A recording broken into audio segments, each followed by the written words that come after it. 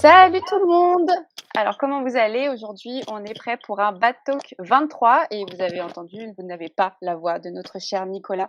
Non, non, il est en vacances, il est en congé, enfin on ne sait pas trop ce qu'il fait, il donne plus de nouvelles.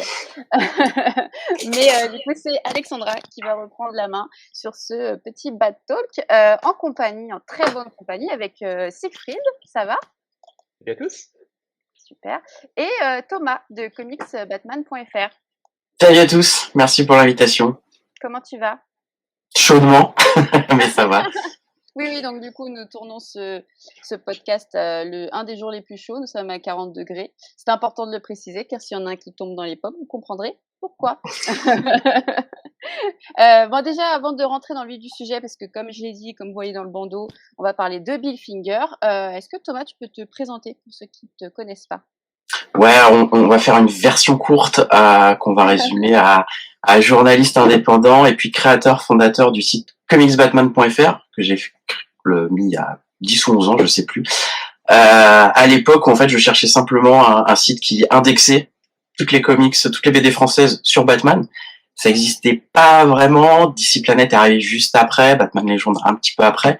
Et du coup, j'ai entrepris ça et je chronique un maximum de bandes dessinées, comme vous le faites aussi, sur Batman, tous les comics qui sortent. Et voilà, c'est ma petite fierté. Donc du coup, gros passionné de Batman, puis comics en général, tu lis un peu tout? Ouais, tout à fait. Bah ouais, forcément du DC, du Marvel, de l'indépendant et beaucoup de mangas également. En fait, je suis rentré d'abord par les mangas et ensuite je suis arrivé aux comics. Ok, super. Alors, comme on l'a dit au début, on va parler de Bill Finger et peut-être que certains ne connaissent pas cette personne. Alors, Siegfried, est-ce que tu peux nous résumer un petit peu? C'est vaste question. Normalement, si vous lisez des comics depuis 2015 ou voyez des films Batman ou jouez à des jeux vidéo Batman depuis 2015, vous avez cette mention qui apparaît partout, créée par Bob Kane avec Bill Finger. Avant 2015, vous ne voyez que créé par Bob Kane. Et pour les gens qui ont grandi avec les films de Burton ou la série 92, vous êtes dû peut-être juste imprégné de cette mention créée par Bob Kane. Et du coup, vous vous êtes un peu passé à la trappe, vous n'avez jamais fait attention, c'est cette édition du Bill Finger. Parce que depuis 2015, on reconnaît enfin le rôle de Bill Finger, qui était donc le scénariste des toutes premières aventures de Batman. Et comme on va le dire pendant ce podcast, pas seulement le scénariste, mais en fait, il a contribué à l'essentiel de la création du personnage, y compris son costume, y compris la plupart de sa galerie de super-vilains. Bref, il est vraiment devenu reconnu aujourd'hui comme étant un co-créateur à part entière, et pour beaucoup, même davantage le créateur de Batman que Bob Kane lui-même. Mais tout ça, ce sont des choses à nuancer, à détailler, et on va revenir dessus pendant cette émission. Ouais. Toi, Thomas, comment tu as connu du coup Bill Finger? J'étais tombé sur un article il y a des années, bien avant que la BD dont on va parler tout à l'heure était sortie, qui expliquait, voilà, il y a un homme dans l'ombre de Bob Kane qui a quasiment co-créé Batman. C'est lui qui a injecté plein d'idées avec d'autres personnes aussi, dont on parlera. Et du coup, en se renseignant un petit peu, on se dit, en fait, Bob Kane, qu'est-ce qu'il a fait concrètement à part les dessins et négocier un contrat juteux. Et puis ensuite il y a eu un documentaire qui est très bien, on en parlera aussi, qui s'appelle Batman and Bill, qui revenait sur ça.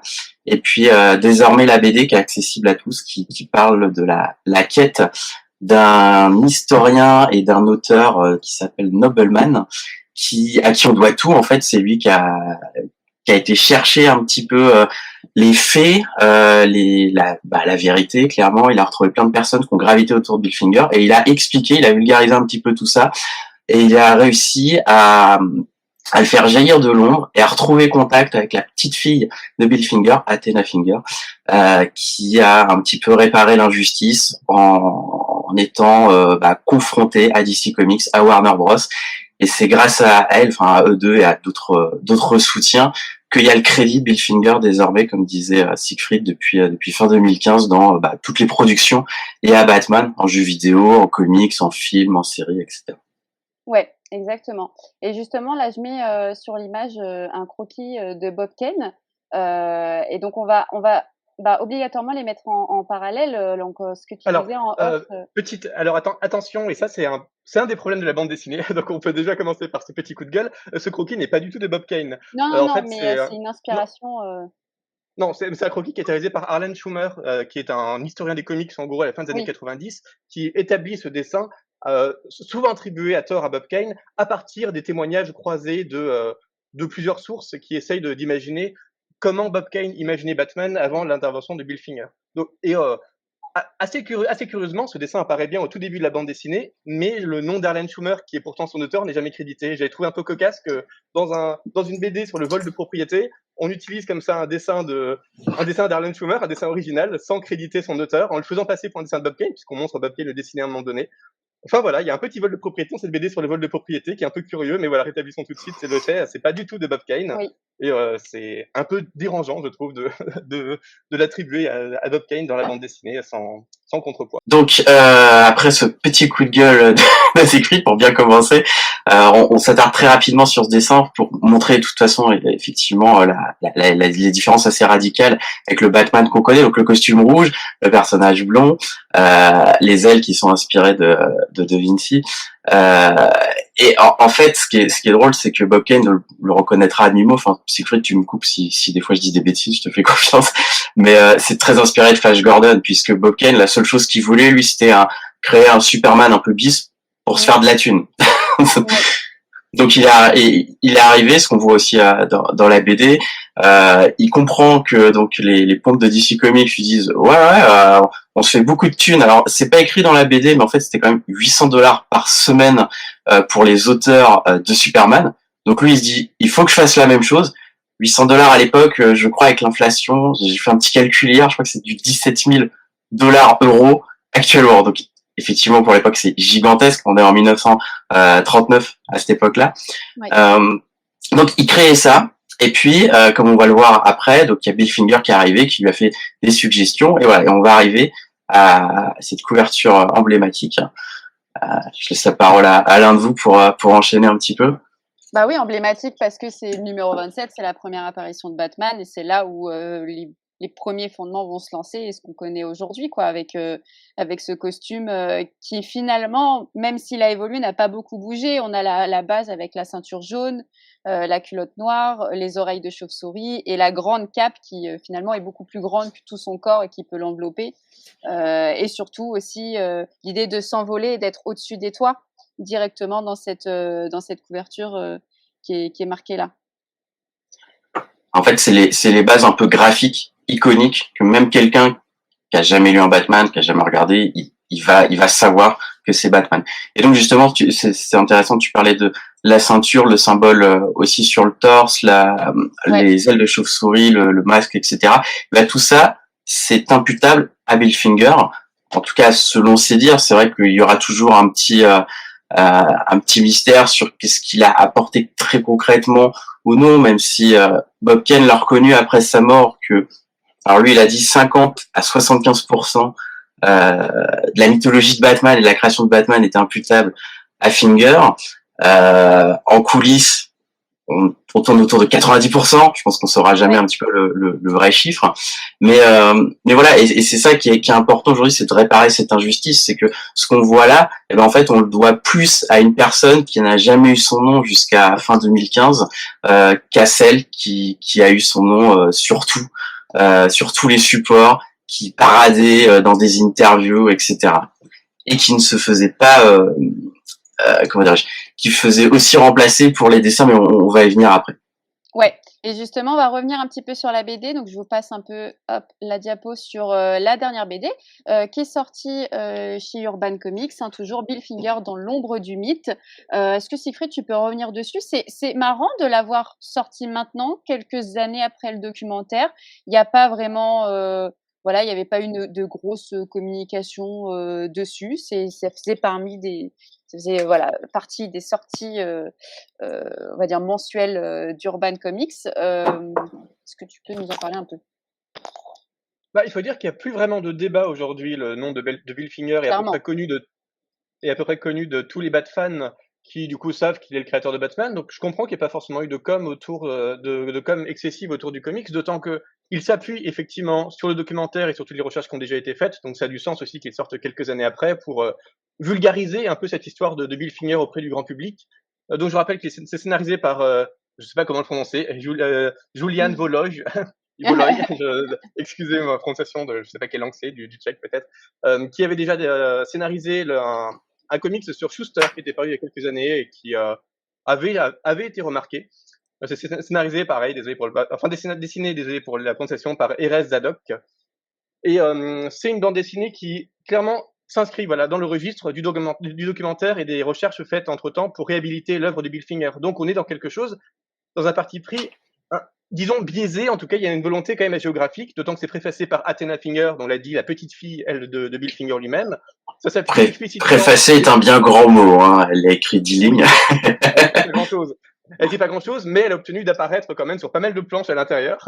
Ouais. Ça s'appuie complètement sur Bill, donc le livre Bill the Boy Wonder, The Secret Co-Creator of Batman de Mark Tyler Nobleman, au point que l'un des fils rouges de la bande dessinée, c'est de faire apparaître ce journaliste, chercheur Mark Tyler Nobleman comme personnage principal qui va essayer de, comme le disait Thomas, d'aller chercher des sources au bon moment, en fait, juste avant que tout le monde commence à mourir, mais à une époque où déjà la plupart étaient morts. Enfin, du coup, dans cet entre-deux assez intéressant, et c'est l'un de ceux qui va vraiment réhabiliter la mémoire de Bill Finger grâce à ce document. Et du coup, on le voit vraiment investiguer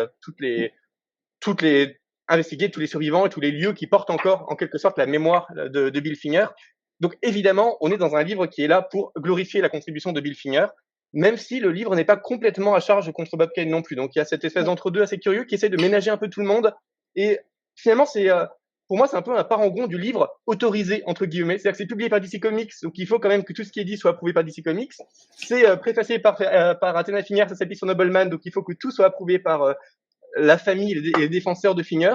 Donc on essaye un peu de mélanger tout ça pour un livre qui dit du mal de Kane, mais pas trop, qui dit énormément de bien de Finger, quitte à être un peu excessif de temps en temps, et qui au final, pour moi, a manqué de nuances. On va revenir dessus sur ce qui, à mon avis, a bloqué un peu dans les discussions. Mais voilà, pour un avis un peu général, c'est vrai que c'est un livre que j'ai trouvé un peu confus dans sa narration, justement, du fait qu'il y a trop de lignes temporelles qui se mélangent. Enfin, sur une bande dessinée qui fait à peu près 150 pages, on nous parle d'Athena Finger enfant, on nous parle d'Athena Finger adulte, on nous parle de la quête de Mark Tyler Nobleman, donc à une époque plus ou moins contemporaine, et on nous parle de Bill Finger rencontrant Bob Kane et Bill Finger dans les décennies qui suivent, parfois avec des ellipses qui sont pas toujours, qui sont un peu brutales, qui sont pas forcément numérotées chronologiquement, et tout ça qui alterne avec la quête de Nobleman, sachant que les personnages ont tendance, même si j'aime beaucoup le dessin qui est assez doux, les dessins des personnages ont parfois tendance à se ressembler, et les premières planches où je voyais Nobleman, je me suis dit mais pourquoi est-ce qu'on passe d'Athena Finger à Nobleman? Est-ce que c'est à la même époque? Enfin, qu'est-ce que c'est que cette histoire? Et puis non, en fait,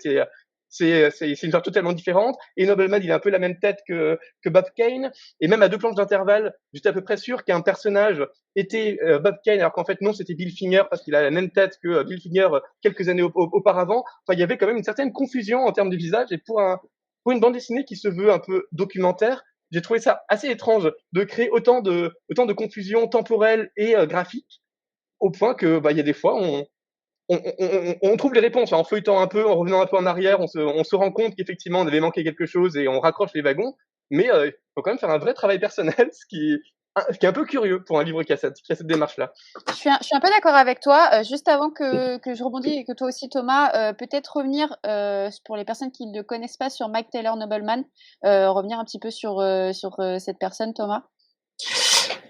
Oui, alors comme disait Siegfried, c'est d'abord un conférencier, auteur, journaliste, enquêteur, hein, clairement, qui avait donc sorti un livre sur l'un des pères de Superman quelques années plus tôt, puisque aussi ont eu une sorte d'anonymat, mais pas dès le début en fait, c'était assez différent de Bill Finger. Et alors, tu parlais de cette période d'entre-deux, Siegfried, en fait, c'est très clairement fin des années 2000, début des années 2010. C'est toute cette période-là où il va faire son enquête sur Bill Finger.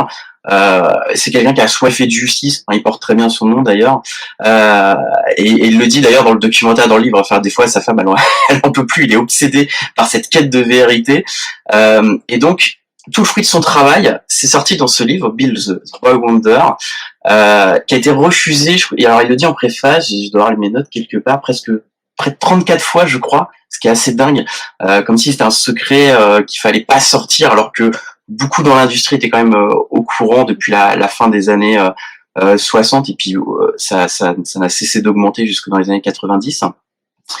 Et donc le fruit de son travail sort dans ce livre. Et en fait, le livre qu'a sorti Urban Comics, c'est peut-être aussi pour ça qu'on l'a eu que cette année. Je crois qu'il est sorti que là en 2021, donc c'est quand même tout récent.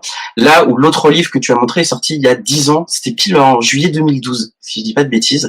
Donc forcément, il y a eu des réactualisations depuis qui ont été injectées là-dedans, et c'est pas plus mal d'ailleurs, comme ça permet d'avoir quelque chose d'assez solide sur en termes de dernières faits, de dernière actualisation. On parlait de fin 2015, donc le nom de Bill Finger apparaît dans Batman v Superman, sorti en 2016, la saison 2 de Gotham, qui était la première fiction à l'écran aussi qu'il l'a ajouté. Et puis à partir de là, il y a eu les comics. Et donc Nobleman, voilà, c'est le mec qu'on va suivre dans ce livre-là avec d'autres personnes. Alors, je partage ton point sur le fait que la temporalité est un peu complexe. C'est juste, en fait, il manque juste à chaque fois une petite case qui donne l'année. C'est tout con, mais c'est le seul truc qui manque. Alors voilà, des fois ils le font. Des fois ils le font, genre 1936, c'est l'année à laquelle Finger a rencontré Bob Kane. Donc ils avaient à peine 20 ans tous les deux, 20 et 21 je crois. Et puis après c'est vrai que ça voyage beaucoup. On jongle entre le passé et le présent.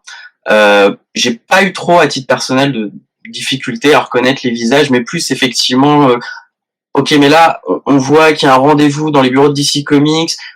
Du coup, Bill Finger, visiblement, il est employé par DC Comics alors qu'il était avec Bob Kane. Il commence à aider sur Green Lantern. Qu'est-ce qui se passe? Et donc, je dois faire mes recherches personnelles pour comprendre qu'on est en 1940 et qu'en fait, il s'est écoulé à peine quelques mois, à peine 2 ans entre le moment où Bill Finger a été embauché entre guillemets par Bob Kane pour écrire tous ces scénarios, pour consolider et créer la mythologie de Batman. Et ça, c'est vrai que ça manque dans la BD. On comprend pas très bien la temporalité, le nombre d'années qui passent, etc. Oui, c'est un moment qui m'a particulièrement surpris, effectivement. On les voit d'abord tous les trois, Robinson, Finger et Kane, sur un banc en train de discuter de la création de Robin, qu'on essaie de partager équitablement entre les trois pour ne pas faire de jaloux. Et pratiquement à la planche suivante, donc on saute allègrement sur tous les comics qu'ils ont écrits, la création du Joker, et de toutes les contributions qui sont un peu discutées entre ces trois personnages, pour effectivement être dans ces bureaux de DC Comics où Finger est débauché par DC Comics pour travailler sur d'autres choses, et on nous dit dans un petit encart, en fait, il ne reverra pratiquement pas Bob Kane pour la suite de pendant 20 ans. Voilà, c'est ça. Ouais, c'est un peu brutal comme bon, non? Enfin, pourquoi c'est un peu brutal. Enfin, on est quand même dans une BD qui passe du temps. Enfin, on nous dit que le fils de Bill Finger est gay, par exemple. D'accord, Ouais. donc on a quelques cas sur le fils de Bill Finger est gay. Par contre, nous parler de la création des premiers comics Batman par ce studio fantôme avec Bill Finger, ça, on saute allègrement dessus. Ouais. Je comprends pas ce sens des priorités. J'ai l'impression qu'on a voulu faire un travail de mémoire. Tout à l'heure, Thomas, tu parlais d'injustice et de récupérer un petit peu le nom de Bill Finger, de mettre un titre fort dans l'ombre du mythe. Voilà, l'homme qui a été caché et qu'on veut remettre en lumière. Mais finalement, je sais pas pour vous, mais ça parle pas beaucoup de Bill Finger.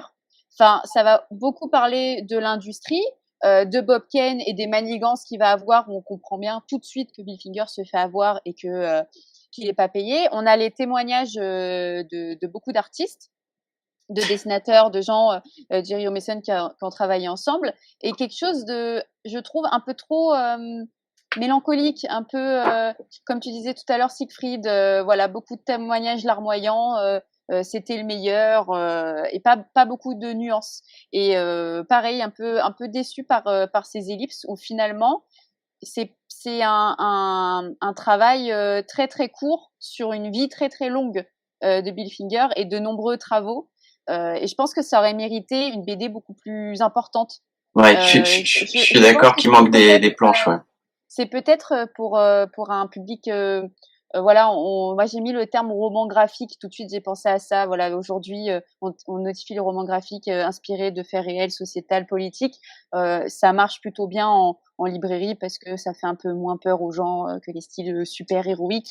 Ils ont peur les gens, mais est-ce que c'est pour un premier pas? Parce que clairement, nous, en tant que connaisseurs, en tant que gros lecteurs, et qui connaissons déjà le parcours de Bill Finger, ça ne m'a rien apporté. Alors, je me permets de reprendre la parole du coup, et je fais une petite parenthèse avant, dans le sens où c'est vrai que là on donne un peu les défauts de l'ouvrage, mais je trouve que c'est un témoignage qui est super important et qu'il faut lire si on connaît rien du personnage. Et par contre, si on a vu le documentaire Batman and Bill, qui est sorti en 2017 sur la chaîne Hulu, mais il a été diffusé en France 2 ans après, en 2019. pour les 80 ans. Si on a vu ce documentaire, clairement la BD ne va rien apporter. Il y a même moins d'éléments dans la bande dessinée que dans le documentaire. Et ouais, je suis assez d'accord que par contre le livre, alors déjà il sort dans la collection une barre urbaine graphique, comme tu dis, hein, c'est le côté roman graphique, ça peut se vendre de façon un petit peu différente. Ça reste une bande dessinée, un comics, hein, c'est la même chose clairement. Et pour accentuer d'ailleurs le côté mélancolique, les dessins qui sont de très bonne facture, enfin il y a un ton qui est très sépia tout le long pour montrer vraiment qu'on voyage dans le passé, etc. Mais avec ces problèmes de temporalité. Et par rapport au documentaire, ce qui était très intéressant dans le documentaire, c'est qu'il y avait à peu près 2 parties. La première, c'était vraiment la quête de Nobleman, donc qu'on revoit beaucoup dans la bande dessinée, qui est assez fidèlement retracée. Et la seconde, c'était plutôt le côté Athena Finger versus Warner Bros versus DC Comics. Et ça manque dans la bande dessinée, ce qui est assez étrange, alors que la bande dessinée s'ouvre, comme le disait Script, sur Athéna enfant qui fait un exposé à l'école en disant voilà, mon grand-père a créé Batman, puis tout le monde se moque d'elle, etc. Et au final, on la revoit juste à la fin. Je crois qu'il y a même il doit y avoir 2 planches ou 3 grand maximum, et puis ensuite ça y est, c'est la fin. C'est la fin. Il y a une idée ça se conclut sur elle, oui. Il y a une idée de boucle où ça commence avec elle et ça finit avec elle, et que son fils lui aussi a sûrement peut-être fait un exposé ou a une remarque à l'école où il a voulu dire que voilà, dans ma famille il y avait Bill Finger, le papa de Batman, et ah bah toi aussi t'as vécu ça, voilà, attendez cette conclusion magnifique quoi.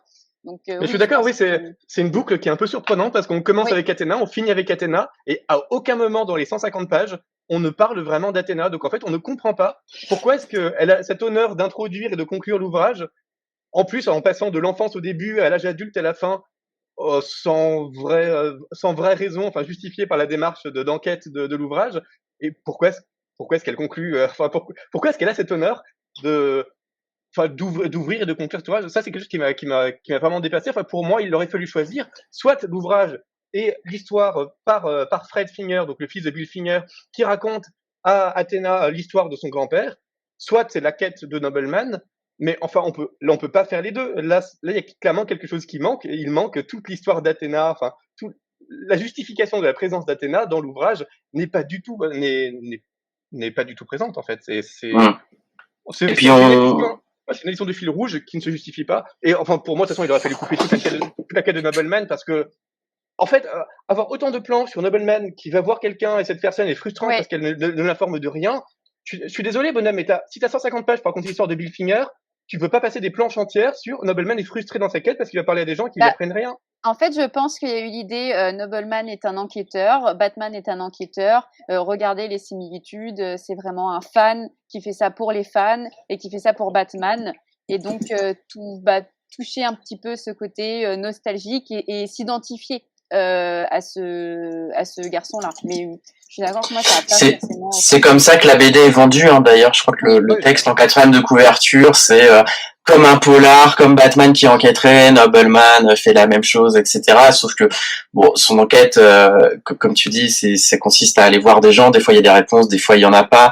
Donc, à quel moment il arrive à raccrocher les wagons, etc. C'est vrai que ça survole des passages de Bill Finger et puis ça en met d'autres en avant qui sont peut-être pas les plus pertinents, surtout que la BD est assez courte. Et puis juste pour revenir sur Athéna, un truc qui m'a choqué, comme on commence sur elle, mais sans savoir en quelle année ça se fait. Et vu qu'elle est enfant, a priori, on doit être dans les années 80, 90, mais même ça, on ne le sait pas. C'est un petit peu dommage, quoi. Et justement, peut-être qu'on peut revenir sur Athéna. Là, j'ai mis une photo d'elle justement à l'inauguration de la rue Bill Finger, qui a été un gros événement. Elle a aussi beaucoup parlé. Pour vous, qu'est-ce qu'elle apporte aujourd'hui à l'image de Bill Finger? Vas-y, Zig. Juste, je fais une parenthèse. C'est la première fois qu'il y a une rue à New York qui est du nom d'un comics. L'auteur l'explique dans la postface de la BD. Et rien que ça, déjà, c'est assez dingue comme truc, quoi. Ouais. Et en plus, c'est pas un nom, entre guillemets, très connu. C'est d'autant plus élogieux et valorisant pour le médium que ce qu'il y avait avant.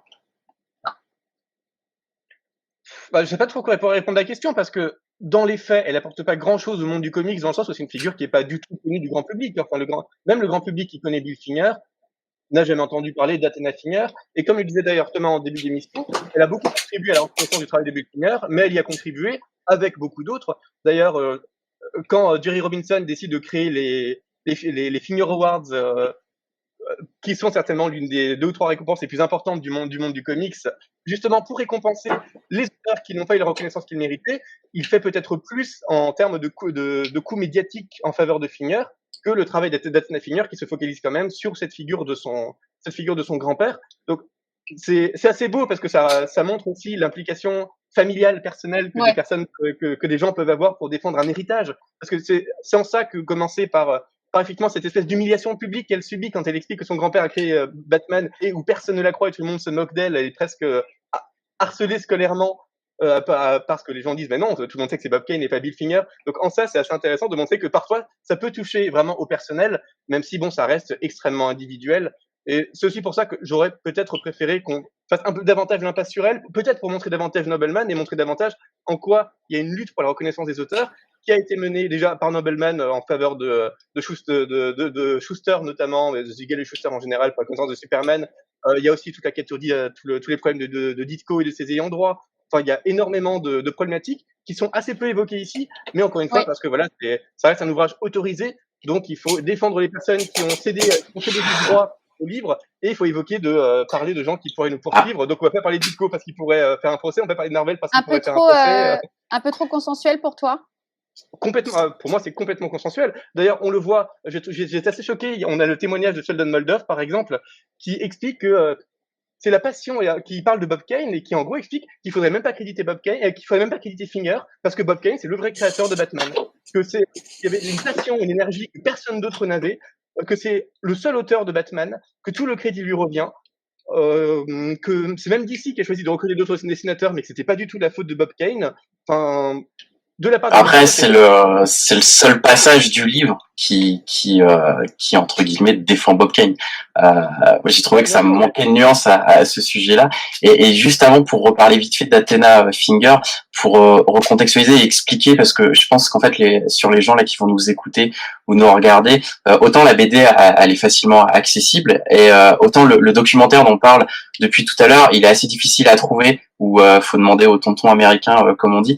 Mais juste dans ce documentaire, qu'est-ce qu'elle a fait concrètement Athena Finger, parce qu'on n'est pas revenu un petit peu là-dessus. Elle voulait pas s'engager de base dans cet immense combat juridique. C'est important déjà de le rappeler.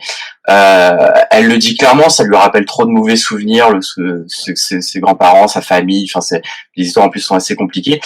C'est Nobleman en fait qui va un petit peu la tirer, enfin la pousser plutôt vers ces enjeux-là.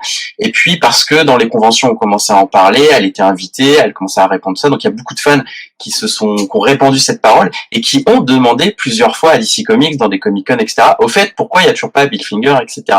Elle après elle avait des échanges entre avocats et juridiques. Et puis un jour ils sont arrivés à une entente monétaire et cordiale, et en échange du crédit que l'on sait. Donc on sait pas trop en fait qu'est-ce qui s'est passé d'un point de vue juridique. Est-ce que il y a eu une armée d'avocats de son côté qui ont réussi à défendre le truc?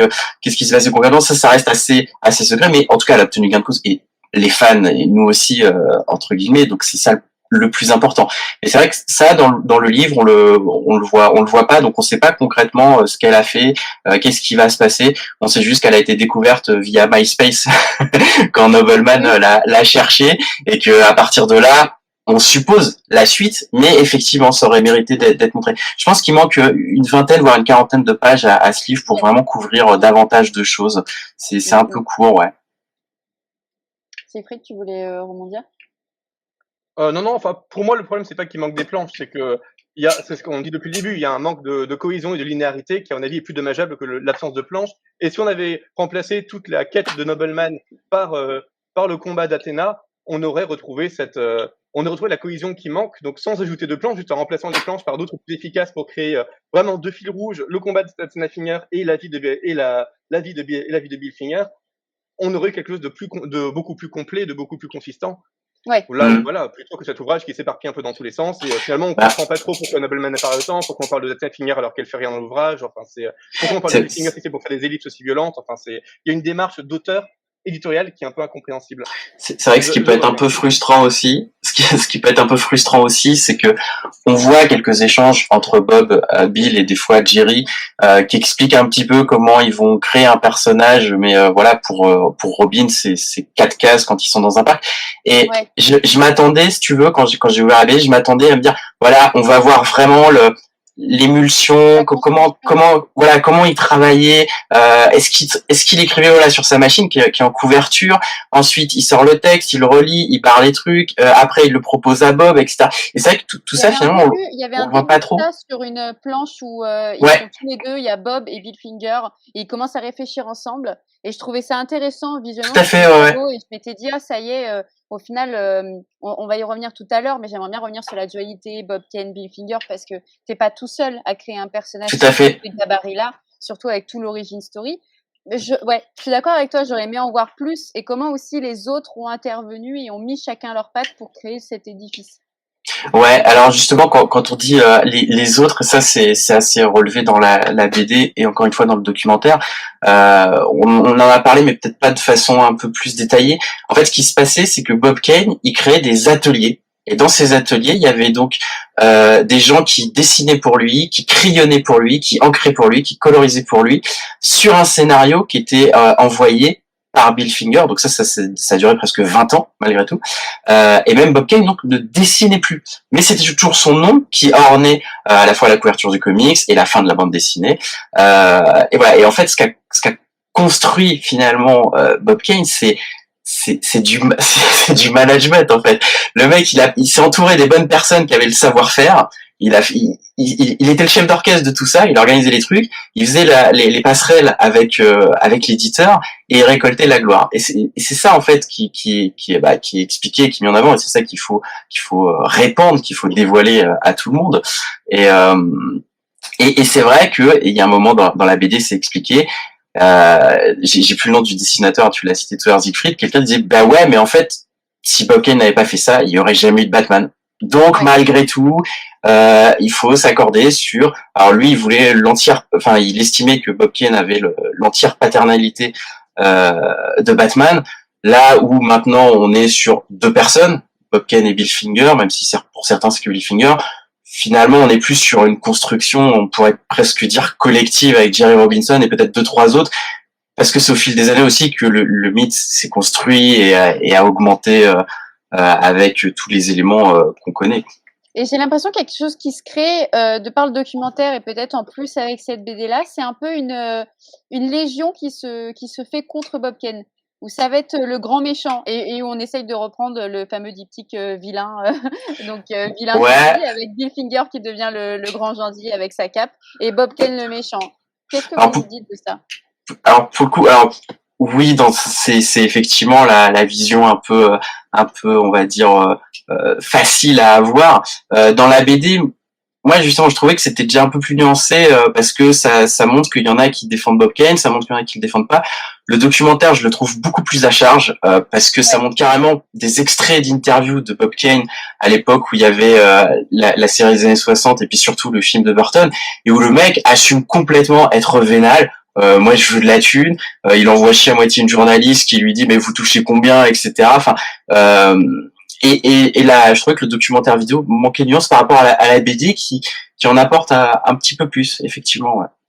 Presque un peu Puis trop en fait, parce que on évoque finalement assez peu le fait que même dès le début, il dessinait relativement peu ses comics, que le fait qu'il n'a pratiquement rien fait sur Batman est quand même un peu passé sous silence. Le fait que tous les plagiats qu'il a fait, parce qu'au début, enfin, on sait que la plupart de ses dessins les plus emblématiques étaient de purs décalques de comics, de livres d'illustration qu'il lui passait sous la main. Ça n'est absolument jamais évoqué. Il nous montre même une séance de brainstorming avec Bill Finger où il produit des dessins un peu génialement, enfin une espèce de farfouille créatif où il produit des dessins et en fait les dessins qu'il produit, on le sait, sont de purs décalques, mais là c'est montré comme étant des productions originales, d'un esprit inventif et brillant. Enfin il y a presque une réhabilitation un peu mensongère de Bob Kane. Là où, effectivement, je suis d'accord avec Thomas, il y a des choses à défendre dans le bilan de Bob Kane dans le sens où, grâce à sa malhonnêteté, j'ai envie de dire, il a réussi à imposer Batman comme une marque. Il a déjà réussi à négocier avec DC Comics pour qu'ils aient un interlocuteur pour Batman. Il a gardé les droits de Batman. Et ça, mine de rien, à une époque où la plupart des auteurs étaient complètement dépouillés de leurs droits sur les personnages de comics, c'est pas évident. On aurait très bien pu avoir un Bob Kane créé par personne, complètement œuvre du DC Comics. D'ailleurs, ils ont essayé de le récupérer à quelques reprises et qui du coup n'aurait pas du tout pu s'imposer avec cette cohérence du studio de Bob Kane.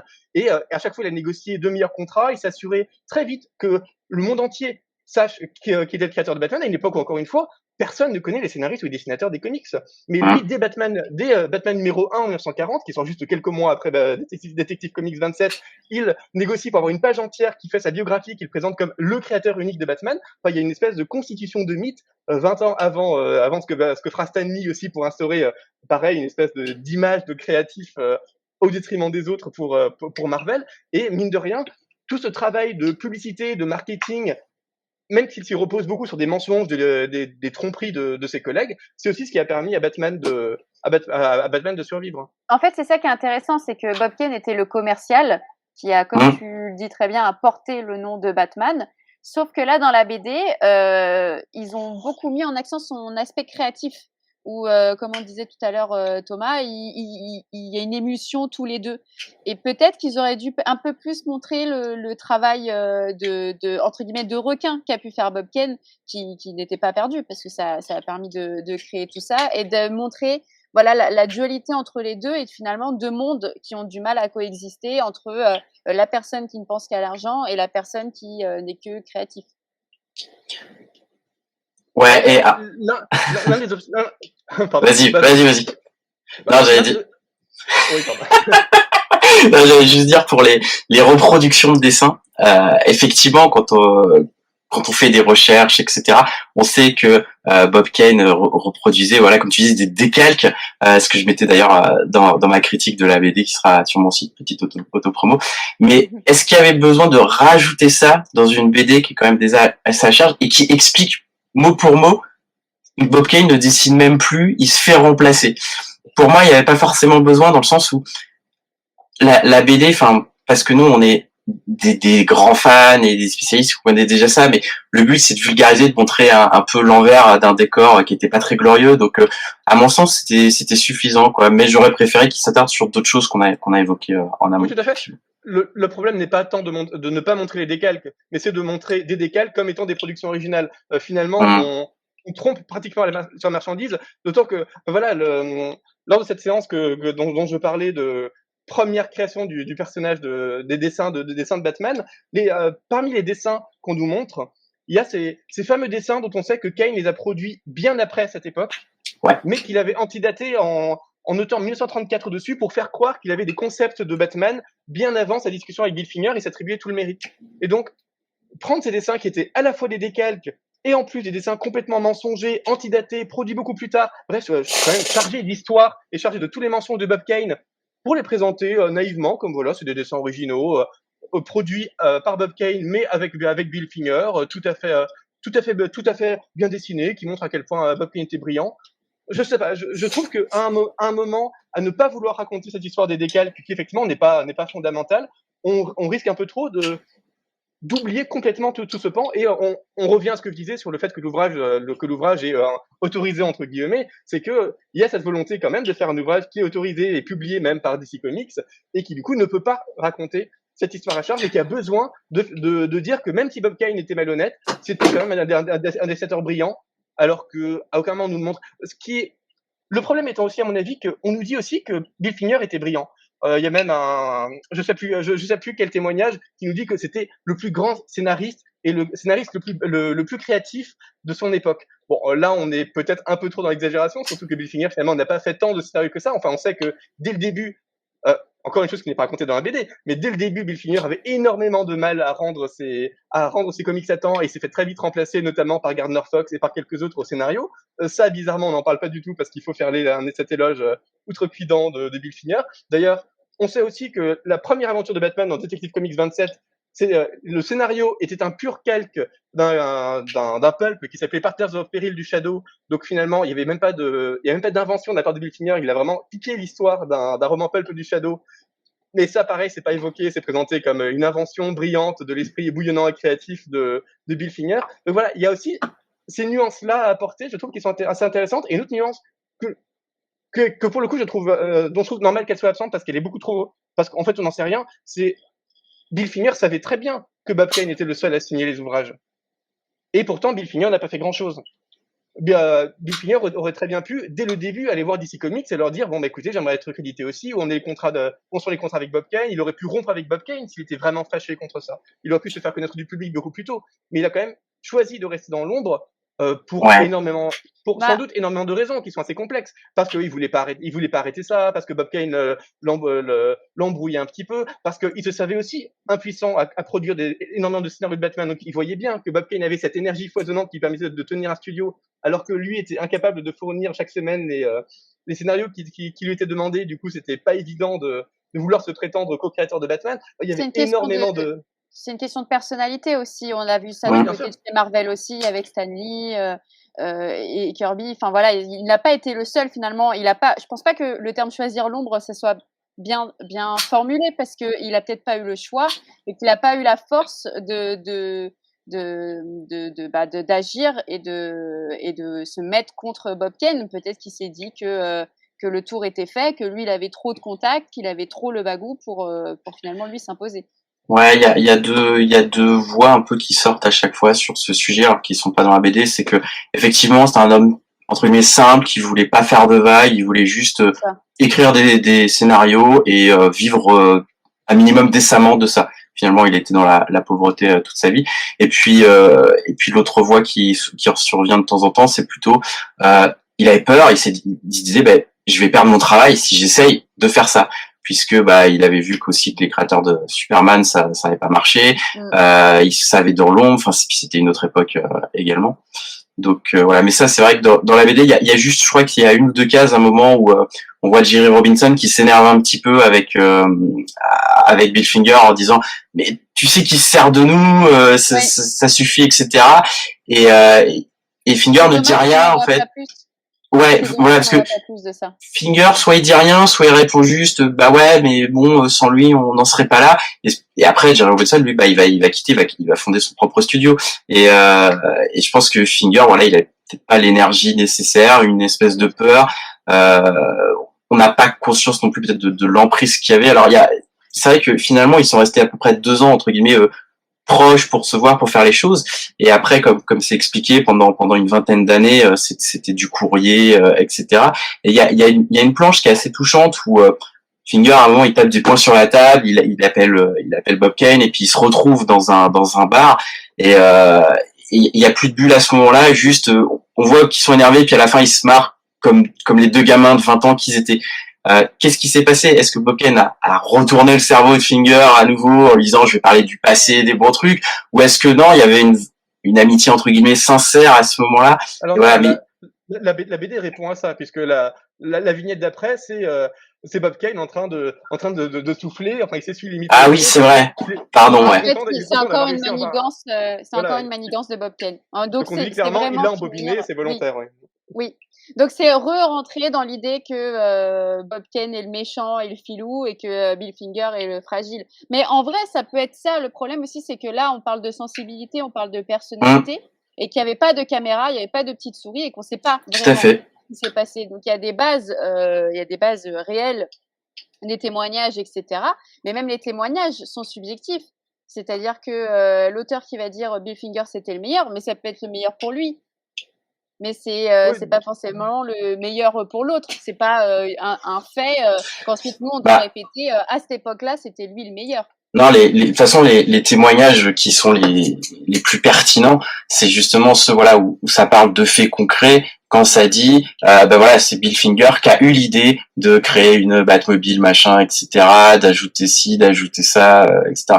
Et comme je disais en début d'émission, de toute façon, Bob Kane l'a reconnu à demi-mot 2 fois. Une fois que Finger était mort, c'était plus facile. Donc il y a une grosse part de vrai dans tout ça, évidemment.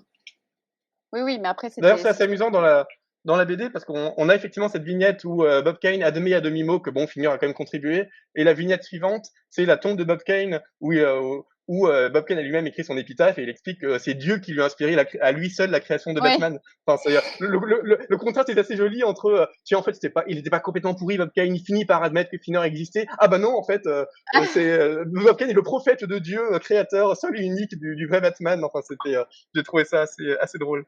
Et du coup, question pour vous en tant que fan de Batman. Aujourd'hui, vous dites que Bob Kane et Bill Finger sont les deux créateurs de Batman, ou Bill Finger est le principal, ou Bob Kane le principal. Comment vous présentez la chose? Alors, je reparle de mon site comicsbatman.fr Oui, depuis mais c'est ta promo qui est là. depuis le début, depuis le début du site en fait, enfin ou le jour où j'ai découvert les articles qui parlaient de ça, le crédit que je mets, alors que enfin DC Urban Comics par l'intermédiaire de DC m'avait dit voilà il faut écrire ça sur votre site machin, c'est les mentions juridiques légales. J'inverse en fait, je mets toujours j'ai toujours mis Batman une création de Bill Finger et de Bob Kane. Voilà, je le mets je mets Finger en premier. Voilà. Après le débat sur est-ce que c'est les deux ou l'un, dans tous les cas ça reste malgré tout les deux, parce que sans Bob Kane il y aurait jamais eu Batman non plus. Ou peut-être 30 ans après, sous une autre forme, sans le succès qu'on connaît, etc. Et ça, c'est des questions qu'on peut pas y répondre de toute façon.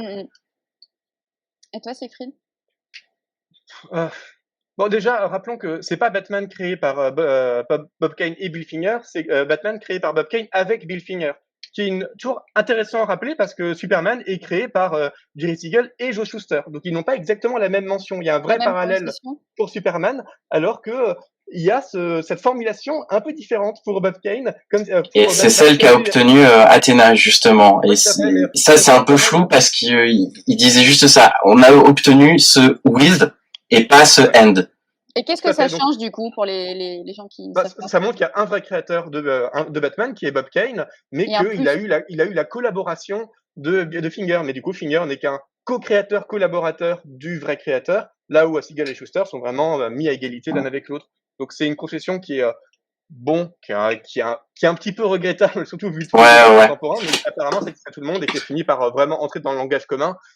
C'est d'autant plus dommage que bon, DC a quand même attendu la mort de Finger, mais même celle de Robinson. Robinson, je me rappelle qu'il est mort en 2011. Donc, pour moi, il y a quand même peut-être un lien entre le fait que Robinson soit mort en 2011 et que DC a attendu 2015 pour créditer Finger.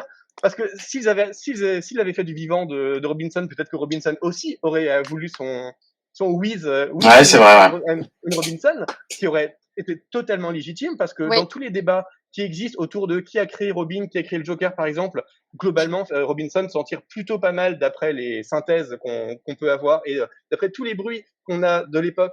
Robinson a quand même, il est arrivé plus tardivement que les autres, mais il a quand même eu une importance créative énorme sur l'importance qu'a pris Batman à cette époque-là. Donc il y a énormément de petites choses qui sont glissées sous le tapis par cette chronologie, par ce whiz. Mais bref, pour répondre plus directement à la question, pour moi, en fait, aucun des deux n'a vraiment créé Batman. S'il y avait eu que Finger et Kane, pour moi, Batman serait pratiquement mort-né. Heureusement qu'il y a eu Robinson, heureusement qu'il y a eu Gardner Fox. C'est ce que je rappelle dans le livre que j'avais écrit, dans le chapitre que je consacre justement sur la création de Batman. C'est chez Gardner Fox, par exemple, qu'on voit pour la première fois Batman qui rentre dans une voiture et qui se déplace pour aller sur le lieu où il va enquêter. C'est le premier comics où on le montre se préparer. Il prépare ses gadgets pour les mettre dans sa ceinture et pour s'apprêter à aller enquêter. C'est les premiers comics où il est blessé par balle, et on rappelle qu'il est humain, alors que dans les précédents comics, on aurait pu dire qu'il était un surhomme, ça surprenait pas du tout. Et finalement, il y a beaucoup plus, dans un seul comics de Gardner Fox, il y a beaucoup plus d'humanité du personnage de Batman et de temps qui passe, de notions de préparation, enfin de vraies notions d'héroïsme, que dans tout ce qu'avaient fait Finger et Kane auparavant, avec comme je l'ai dit, tous les décalques de Kane, mais aussi de Finger sur tout ce qui avait été créé, tout ce qui avait pu être créé à l'époque. Donc finalement, le travail de mémoire, il va bien plus loin que Bill Finger, si vraiment on s'attardait un peu plus dessus. Alors, je dis pas que pour chaque personne, il faut créer une BD et un documentaire, mais peut-être recréer une généalogie un peu de quels sont les pères fondateurs de Batman. Ouais, mais ça dans la BD, je trouvais que justement Robinson, il montrait bien son apport et que c'était assez équilibré aussi. Et je refais une petite parenthèse sur la notion du et donc du N, mais sous forme d'esperluette. Quand il y a un crédit, ça veut dire que les deux noms ne peuvent pas être dissociés. Et c'est vrai qu'en mettant un Wiz, on peut le dissocier, Bob Kane, de Bill Finger. Et c'est des petites choses comme ça qui sont juridiques, qui sont littéraires, mais qui entre guillemets en disent long. Et là-dessus après, je rejoins Siegfried sur le reste. Complètement. Siegfried, tu voulais rajouter quelque chose? Non, enfin, juste que finalement, le problème de tout cet atelier, c'est aussi peut-être l'une des raisons pour lesquelles DC n'a pas voulu reconnaître au début la contribution de Finger, parce que ça a impliqué aussi de reconnaître Robinson, Fox, Mulder, peut-être même Swan, enfin tous les gens qui ont pu travailler pour Kane. Mais finalement, nous, quand on pense à Batman, on pense pas du tout au Batman créé par Bob Kane et Finger. On pense pas du tout même aux comics des années 40, 50, 60. Nous, notre Batman, c'est davantage un héritage de Neil Adams et O'Neill, c'est Miller, c'est la série 92, c'est les films de Burton. Donc, à quel moment est-ce qu'on peut dire Batman a davantage été créé par Finger et par Kane que par Burton et Miller, par exemple? J'en suis pas si sûr. Évidemment, il y a une notion de création originelle, mais la mythologie a tellement été modifiée, la puissance évocatrice du personnage, ce qu'il représente politiquement, esthétiquement, a tellement bougé avec le temps que moi, je me reconnais infiniment plus dans certains Batman des années 80-90 que dans les Batman des années la fin des années 30, des années 40, des années 50. Donc à quel moment est-ce qu'on peut vraiment estimer que ces personnages-là ont davantage créé mon Batman que les auteurs contemporains qui, eux, ont plus directement inspiré tout ce que j'aime dans ce personnage? C'est pas si évident. Donc c'est un peu une banalité à dire, mais Batman, les personnages de comics sont des personnages univers qui sont des créations complètement collectives, qui sont créés par des milliers, littéralement des milliers de Et qui scénaristes, de évolue dessinateurs, aussi d'auteurs, qui évolue avec le spectateur et les Oui, tout nombreuses à fait. lectures. Et si Tout à fait. si Batman ne marcherait pas, il n'y aurait pas eu autant de demandes, il n'y aurait pas eu tant d'émulsion d'idées et aujourd'hui, beaucoup moins de runs autour de lui. Les lecteurs spectateurs sont aussi des créateurs indirects de Batman, voire directs, parce qu'on a toute la génération dans les années 70 notamment, où ceux qui commencent à écrire et à dessiner Batman sont les gens qui avaient lu ses aventures dans les années 40-50 par exemple. Et donc il y a aussi tout ce jeu qui fait des lecteurs, des auteurs de premier plan. Le problème, c'est qu'on part sur un débat philosophique sans fin. C'est-à-dire que qui a créé Batman... Non, mais en fait, il faudrait même plus un podcast, là.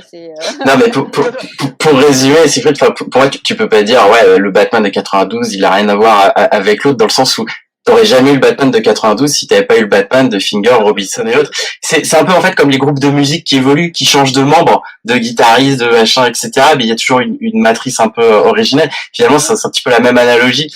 Et tu pourras toujours dire, ouais, mais c'est plus comme avant, ou moi je préfère cette période-là, etc. Ouais, mais à la source de tout ça, t'as toujours le même personne.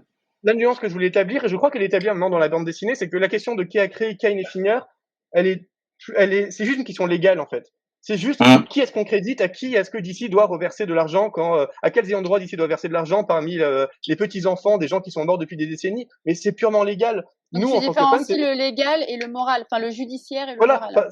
Oui, même juste l'artistique et le légal. Ouais. Nous en tant que fans, on est ravis que Finger ait le crédit qu'il mérite légalement, même si voilà, encore une fois, il y a plein de choses qui sont passées sous le tapis, d'autres noms, le Wiz, etc. Mais en tant que fan, on doit reconnaître que Batman est une création collective, même si évidemment chronologiquement il y a des gens qui ont initié l'idée, mais finalement on pourrait dire que les créateurs du Shadow, du Fantôme, etc., qui ont énormément inspiré Kane et Finger, même Victor Hugo, Alexandre Dumas, pourquoi pas, ont contribué à Batman. Donc du coup, précèdent en plus Batman, donc peut-être sont des créateurs de Batman davantage que Finger et Kane. Finalement, on n'en sort jamais. Donc pour moi, il faut dissocier vraiment la question légale de qui sont les créateurs de la marque Batman, du premier personnage Batman. Donc là, c'est Finger et Kane et une poignée d'autres. Et qui a créé Batman d'un point de vue artistique, d'un point de vue d'impact sur la culture populaire, parce que finalement, c'est de ça qu'on parle. On n'aurait pas eu cette BD sur Bill Finger si Batman n'était rien, si Batman n'était pas finalement le super-héros probablement le plus important de la culture populaire. Et le Batman de la culture populaire contemporaine, c'est pas le Batman de Kane et Finger, c'est le Batman de Kane et Finger avec des milliers d'autres, et sans doute davantage celui de O'Neill, Adams, Burton, des jeux vidéo Arkham, de Miller, que de Finger et Kane. Donc voilà, il faut bien dissocier pour moi ces deux choses et ne pas rester trop cantonné à ces questions de qui a créé Batman, est-ce que c'est plutôt Kane ou Finger? Bon voilà, la question elle a été tranchée par la justice, c'est une question légale qui est plus si intéressante que ça. La question c'est qui est ton créateur de Batman à toi? Et là, je pense qu'il y a beaucoup plus de choses à dire et des choses beaucoup plus intéressantes que de revenir des témoignages où finalement on ne sait pas et on saura jamais, on n'est pas dans ce studio. Même dans la BD d'ailleurs, on sent qu'ils sont gênés parce que quand ils nous montrent Bob Kane créant son studio, on ne voit jamais que Robinson, Finger et Kane. Et ensuite, des dizaines de pages après, on a un témoignage de Moldoff qui dit oui, j'étais dans le studio, mais dans les planches montrant le studio, on ne montrait pas Moldoff. on n'évoque jamais Gardner Fox. Enfin, même la BD ne parvient pas à montrer le studio en activité Ouais, avec tous les artistes qui ont pu y contribuer. c'est ce qu'on évoquait quand t'es parti quelques instants tout à l'heure avec Alexandra, c'est que justement il manque un peu ces émulsions. Alors on les voit 2-3 fois dans le parc notamment, et puis un moment, et au final on sait pas après comment ça se passait, entre guillemets, la création des 10-20 planches, etc. Qui disait quoi, qui faisait quoi concrètement. Et ça, c'est vrai que c'est un peu dommage parce que c'est ce que je m'attendais en fait à lire à titre personnel quand j'ai ouvert cette BD. Je me disais ouais, on va avoir vraiment les coulisses du lundi au dimanche, je sais pas quelle était la semaine type, voilà, de tous ces gens, de tous ces artistes. Et ça manque un peu, ouais. Et les contacts et les échanges qu'ils avaient entre eux aussi.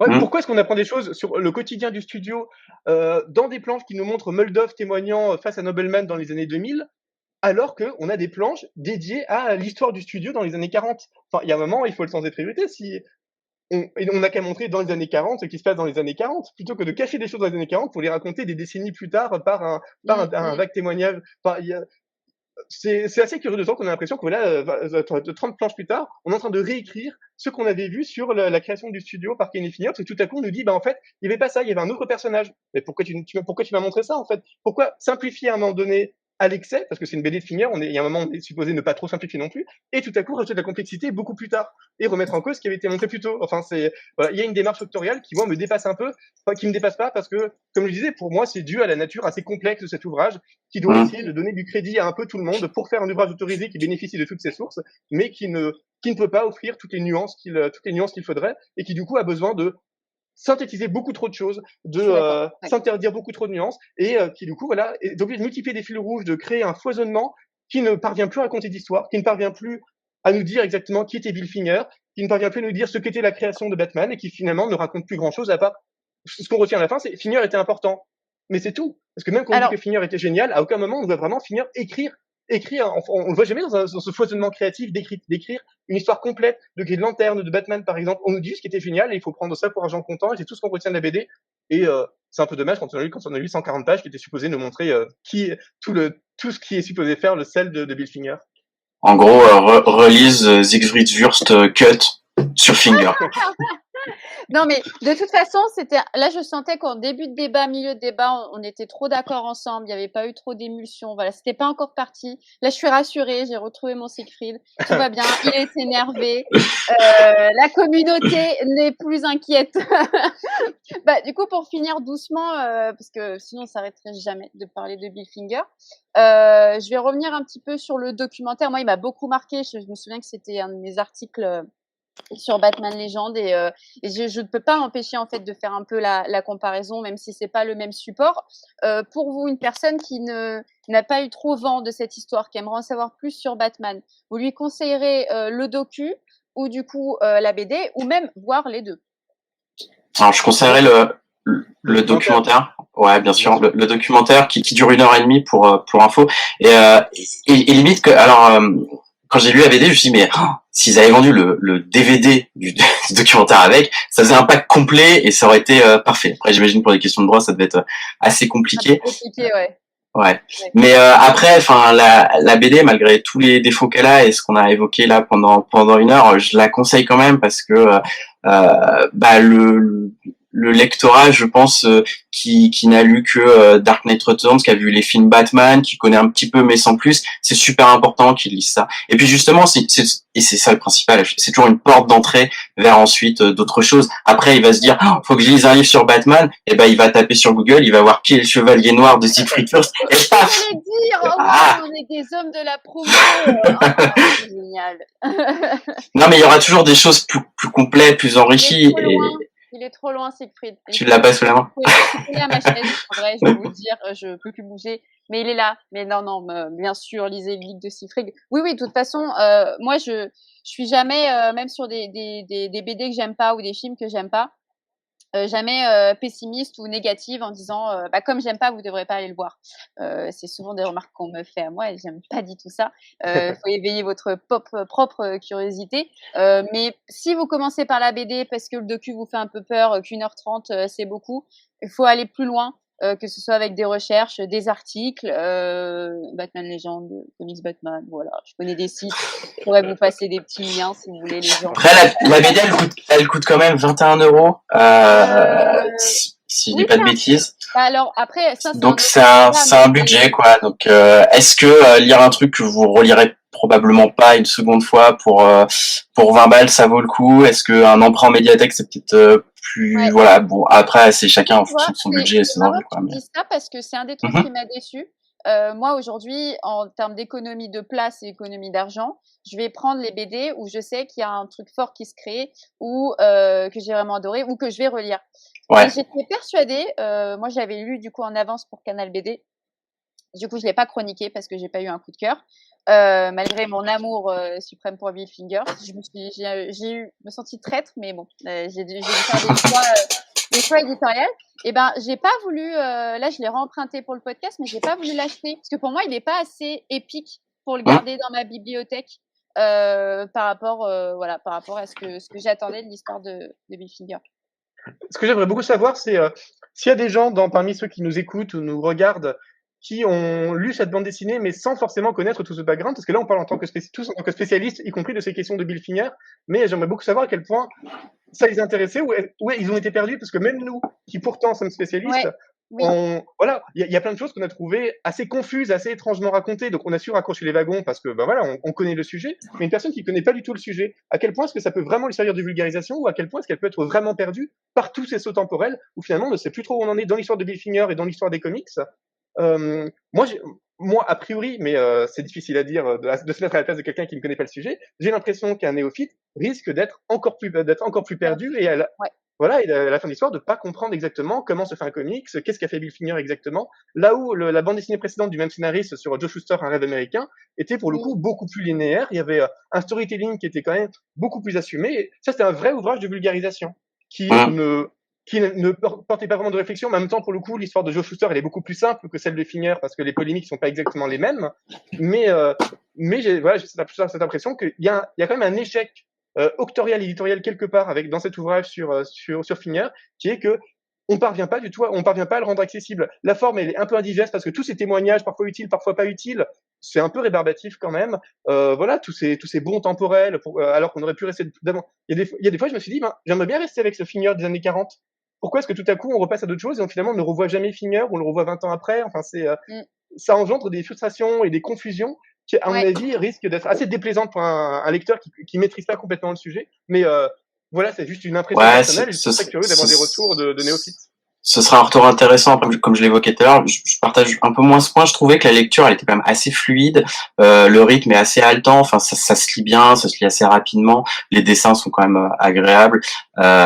Et puis, j'ai trouvé que c'était malgré tout assez nuancé, que ce soit sur Bucken ou même Bitfinger. Enfin, je crois que le documentaire ne le disait pas, mais s'il parle plus à son fils, c'est parce que son fils est homosexuel, donc il y a un petit, entre guillemets, relent d'homophobie. Alors après, c'était une autre époque aussi, mais j'ai trouvé ça, entre guillemets, bien que ce soit indiqué, parce que voilà, c'était pas non plus un saint, entre guillemets. Oui. Bon, en tout cas, il y a du bon et du moins bon dans la BD. Et dans tous les cas, comme dit Siegfried ou Thomas, n'hésitez pas à le lire pour découvrir un peu plus, pour en tout cas connaître le nom de Bill Finger. Ça, c'est important. Important de n'importe quel média. Faut savoir, voilà, c'est aussi un papa de Batman parmi tant d'autres. Et vos retours aussi seraient intéressants, que ce soit avec Thomas de Comics Batman, sur nous avec Batman Legend, via le YouTube ou via les plateformes de podcast. Qu'est-ce que cette lecture vous a inspiré et qu'est-ce que Bill Finger vous inspire? Merci beaucoup les garçons, c'était trop cool de parler de Bill Finger avec vous. Ça vous a plu? Merci pour l'invitation. Ouais, bien sûr. Ok, cool. Tu reviendras du coup. Avec plaisir. Ok, super. Garde la casquette. Alors, ce qu'on n'a pas dit aux internautes, c'est que ça doit faire peut-être 6 mois qu'on essaye de se caler une date pour que je vienne en invité sur un sujet, et à chaque fois il y avait soit le sujet calait pas, soit la date, etc. Donc je suis ravi d'avoir enfin pu le faire. C'est génial, c'est génial. Bon, en tout cas, on vous dit à bientôt. N'hésitez pas du coup à aller sur Comics Batman. Nous, on fait pas la guéguerre. Vu qu'on est fan de Batman, on s'aime tous. C'est ça le plus important. Nous, on se dit à bientôt pour un prochain Bat Talk, un prochain Bat Review aussi. Au revoir. À bientôt. Salut.